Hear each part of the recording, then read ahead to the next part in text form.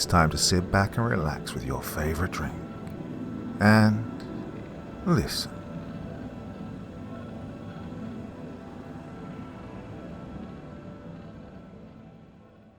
The Devil Within by Luke Hemingway. Chapter 1, 12th of November 1993. James checked his watch, which read 8:55 a.m., before looking up and staring at his fresh, youthful face in the stained, cracked mirror, exhaling deeply as he tried his utmost to settle his overwhelming anxiety. He was never good at fitting in, not in school, not in college, and most definitely not at work. But what he was good at was what Atlanta needed. He reminded himself of that, and his nerves settled, his heart rate slowed, and his cheeks cooled. He fixed his tie and collar before walking out of the men's bathroom and strutting up to the front desk with superficial confidence.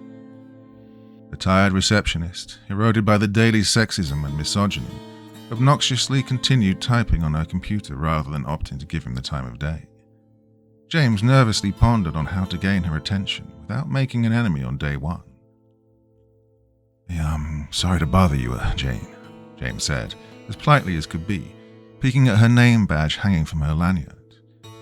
My name's Agent Rodriguez. I'm here to report to Supervisory Special Agent Johnson. I'm part of the new task force, James chirped enthusiastically. Jane managed to raise her pupils up to the desk for a brief second, letting James know she'd acknowledged his presence. Briefing started 4 minutes ago. You're late, kid, she muttered. James began frantically throwing his left arm to his face and pulling his sleeve back. He checked his old battered watch, which still read 8:55. He silently cursed in a panic as Jane shook her head and nonchalantly threw a card on the desk. There's your access card. Briefing rooms on the second floor, end of the corridor. Follow the signs for the fire escape. I'll let Bill know you're here, she said with an eye roll. James snatched the lanyard and whipped the card from the desk, slinging it around his neck as he ran up the stairs, yelling, Thank you. Jane shook her head to herself. Rookie, she muttered. James raced down the hallway, becoming increasingly more aware that he was approaching his destination. A loud, authoritative voice was coming from the end room as James approached the window of the glass room. He sheepishly walked into the view of the room, noticing the boardroom table with 8 chairs surrounding it. 7 of them were filled by a cluster of male and female young law enforcement agents, all in suits, all on time. The empty chair at the front of the table was clearly where he should have been 7 minutes ago. Supervisory Special Agent Bill Johnson looked at James through the glass mid-sentence, waving him in with a look that was a bizarre mix of annoyance and understanding. James pulled the door open with haste and hurried over to his seat, mumbling apologies to the rest of the room. He could feel the condescending and judgmental gazes of his peers eyeing him up and shaking their heads as he took his seat. James knew that in this room was the best young minds of his generation. Everyone was here to make a good impression and hopefully earn a fast-track promotion here on full secondment. Being late and tardy probably wasn't the best way to do that. Nice of you to join us, Agent Rodriguez, Johnson quipped facetiously. The room sniggered as James felt his cheeks burn. I'm so sorry, sir. My watch broke. I thought it was 8:50. James began to ramble apologetically, which Johnson waved off. Look, you're here now, so let's get on with it, shall we? Because we're under the pump right now from the press and the public, so we need some results here, Bill informed the room, a pleading undertone to his otherwise assertive disposition. So, as I was saying, you guys are the top 8 profilers that have come through the academy. Your scores on the exam were outstanding, and you all earned distinctions in criminology and psychology. Your job will be to come up with a profile of the suspect, helping us narrow down our search for him. As the room stared longingly at Bill, already imagining their fresh special agent badge, fighting evil at the side of this highly distinct hero, James was instead looking past the super, at the evidence board behind him. A sketch of an individual took center stage.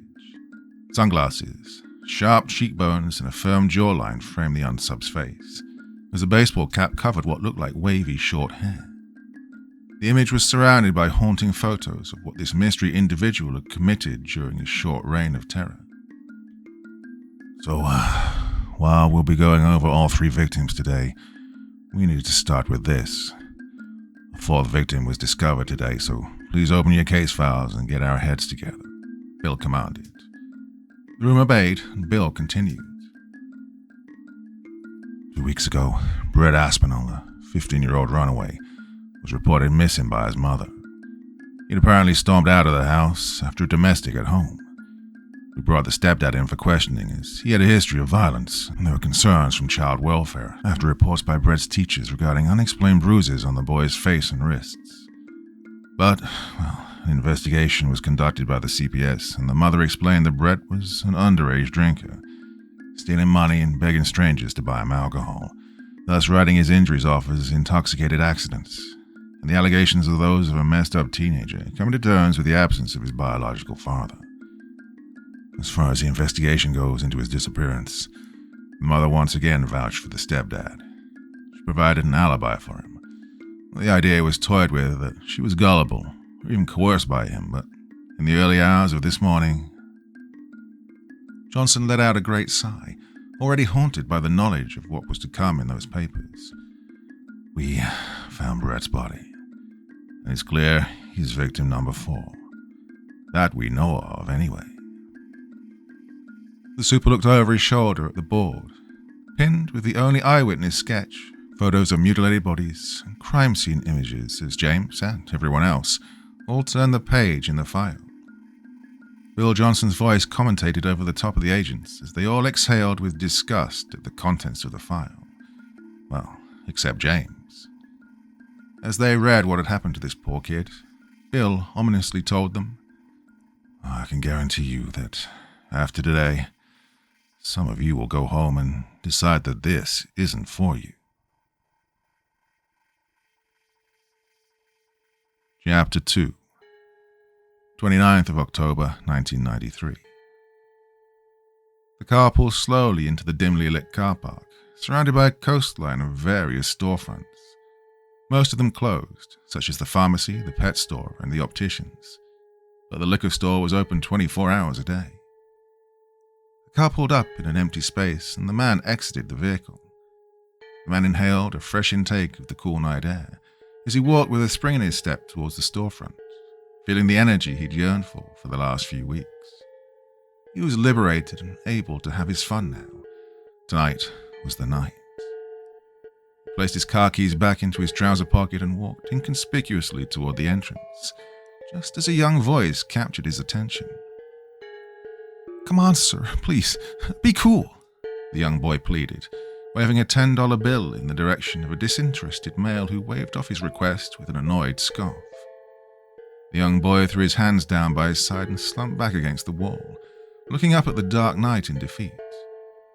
"Yeah, well, fuck you anyway," he responded in anger and frustration. The man felt his heart begin to beat just that little bit faster, and a grin began forcing a way to his face. He pulled the peak of his baseball cap down a little bit further and he skipped under the CCTV camera and approached the boy. "Well, seems like someone's having a bad night," the man chirped in a jovial manner. The boy turned to give him a curious glance. "What does a kid gotta do to get a drink around here?" the boy muttered with a scowl. The man smirked, tilting his head toward the boy. "Well, you look a little young to be drinking, boy." The boy shrugged his shoulders and screwed up his face.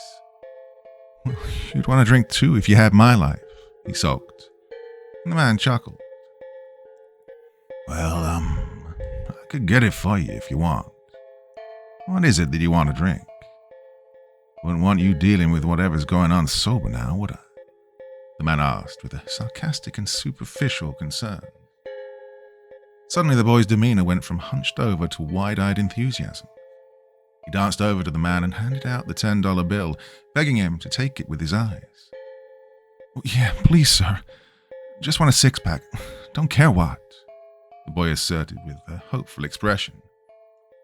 The man took the money and shot the boy a wide smile. Coming right up, he chimed with a wink. The boy punched the air with triumph as the man entered the store. All his so-called friends couldn't give him a bed for the night, and the last thing he wanted was to go back to that house and face that arrogant and abusive prick.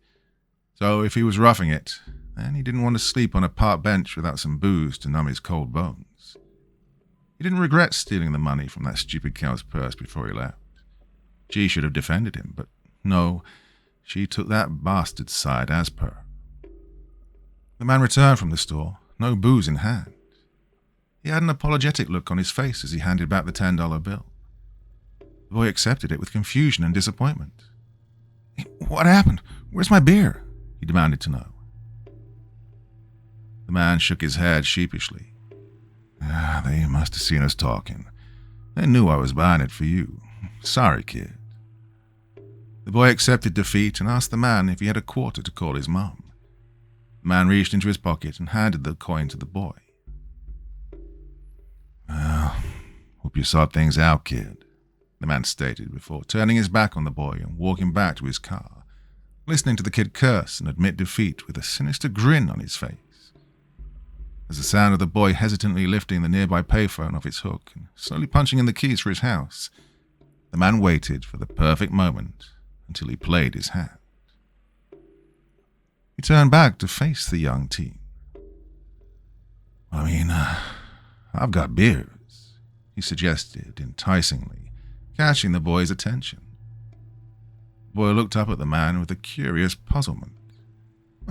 My house, Look, you clearly don't want to go home, and that bruise on your eye says to me that you probably shouldn't," the man said with concern. The boy touched his fading black eye as a sudden rush of self-consciousness washed over him. "Look, my son's away at college, and if one of his friends was in your situation, I'd hate to see him on the streets. You can have his room tonight and tomorrow. I'll help you find a more long-term accommodation then," the man offered supportively. The boy didn't stand a chance. Yeah, okay, thanks," he responded with an appreciative nod and made his way into the man's car, climbing into the passenger seat. The man watched the boy as he nestled into the seat with an unwavering stare, like a lion who spotted a wounded zebra. The boy turned to notice the man glaring at him, shooting him a confused look. The man smiled. Seatbelt?" he chimed. "Oh," the boy chuckled, pulling the strap over his chest and pushing the metal into the plug. The man turned back to face the front of the vehicle, fired up the engine, and put the car into gear. "Sorry, you're giving me a room for the night and I didn't even ask your name," the boy pointed out with embarrassment. The man softly chuckled. "Call me Ray," he instructed the boy with a friendly charm, and the boy smiled in return. "Well, thanks, Ray. My name's Brett." "Okay then, Brett. Let's get you home," Ray exclaimed with enthusiasm, pulling his car out of the lot and driving off into the night.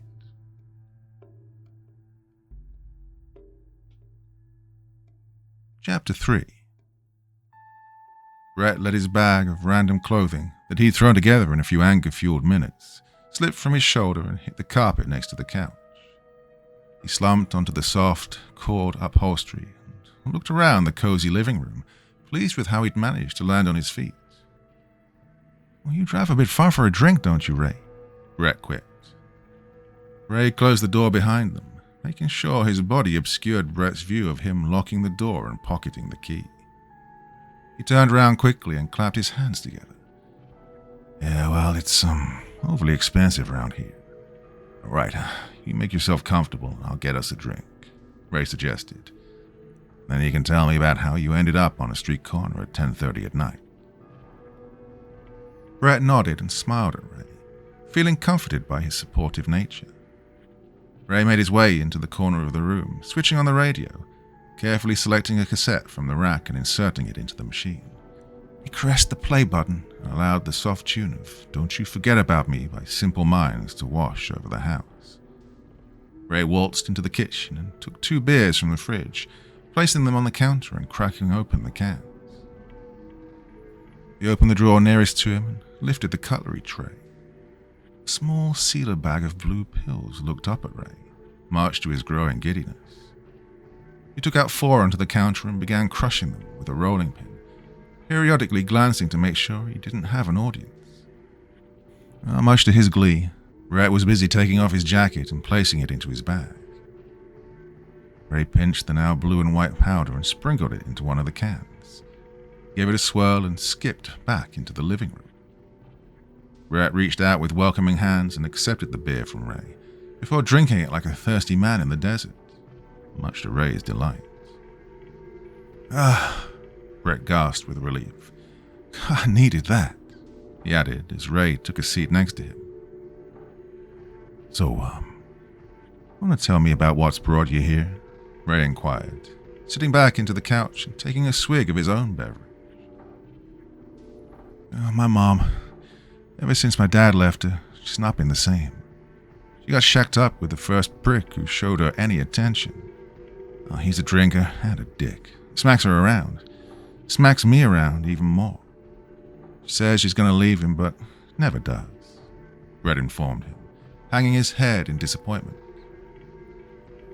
Ray sighed as if to show sympathy. That's rough, kid. Brett nods softly in agreement. Just can't be around him anymore. My mom's a liar and my stepdad's an abusive drunk. Brett ended his sentence as a worrying thought came through his mind, noticing that he was struggling to hold onto his can and his speech was becoming slightly slurred. He only had a few mouthfuls. He couldn't be this drunk already, could he? Say, why did you go all that way to the liquor store? If you have beer at home? Brett managed to ask, as the gravity of what was happening set in. Ray placed his hand on Brett's leg, gently squeezing the flesh just above the knee. He leaned in close as Brett began to tremble in his invisible straitjacket, which grew tighter by the second. Ray began to whisper into Brett's ear with a menacing flair, ignoring his question. Well, you don't have to worry about seeing your stepdad again, or your mother for that matter. I'll make sure of that, he assured the petrified youth. And don't worry, because I'm nothing like them. For you see, I won't lie to you like your mother.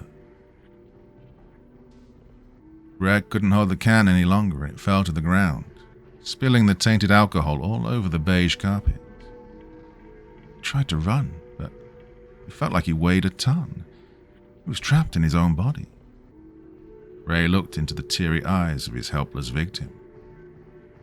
And as far as your stepdad goes, well, I'm much, much worse. The melody of Don't You Forget About Me continued to play in the background as Brett tried his hardest to scream for help.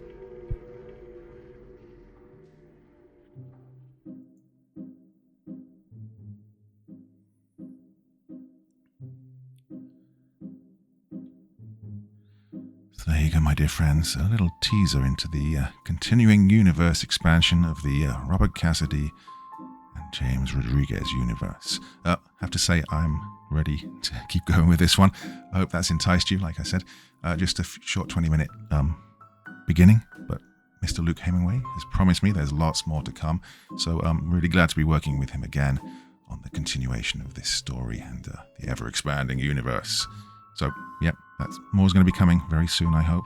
As soon as we get the chance, we're going to be doing more of this. Anyway, I'm starting to waffle really here. All right, wonderful Sunday, everybody. Hope you enjoyed that sneak peek. Till next time, very, very sweet dreams, and bye-bye.